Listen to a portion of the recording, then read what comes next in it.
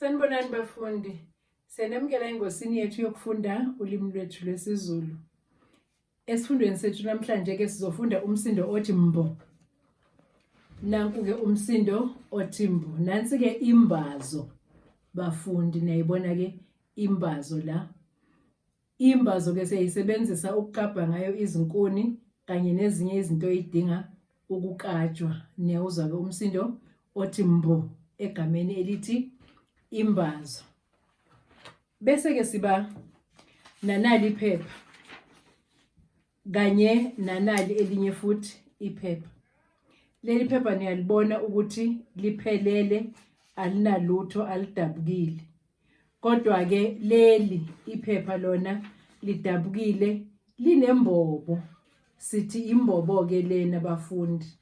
Uma sezimbili noma ngaphezulu sithi izimbobo. Niyawuzwa ke umsindo othi mbo egameni elithi imbobo. Bese siba nanansi imbali. Imbali lena bafundi esiyitshale engadini, sihlobise ngazo, siphinde sizikhe futhi engadini, sizohlobisa ngazo endlini. Imbali lena bafundi. Niyawuzwa ke umsindo othi mbo egameni elithi imbali. Uma seziziningi ke sithi izimbali. Niyawuzwa kumsindo othi mbo egameni elithi izimbali. Izimbali ke lezi zokuhlobisa. Bese ke bafundi siba nemisho ke yethu esizoyifunda lapho kuvame khona umsindo othi mbo.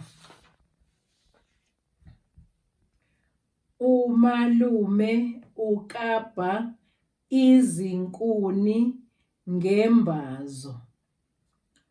Ugogo ubasa imbawula. Imbawula inezimbobo eziningi.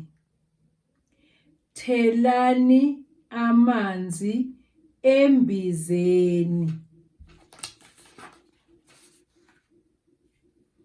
Ubaba uhlaba imbuzi. Umama uzosiphekela inyama yembuzi. Izingane zihamba ngebhasi. Sizoziqhubekela ke bafundi kule ncwadi yethu lapho zitholakala khona lezi zifundo encwadini yethu ethi isiZulu Phaqa. Ungazitholela ke eyakho nawe uqhubeke ufunde, uzakhele amanye amagama, uzakhele eminye imisho. Le ncwadi yethu ke itholakala kuSimphiwe enombolweni yakhe ethi 082 590 9245. Inombolo kaSimphiwe ke leyo atholakala kuyona. Iyatholakala ke futhi kuNozipho enombolweni yakhe ethi 083 317 1289. Inombolo kaNozipho ke leyo atholakala kuyona. Ungazitholela le ncwadi yethu ethi isiZulu Phaqa.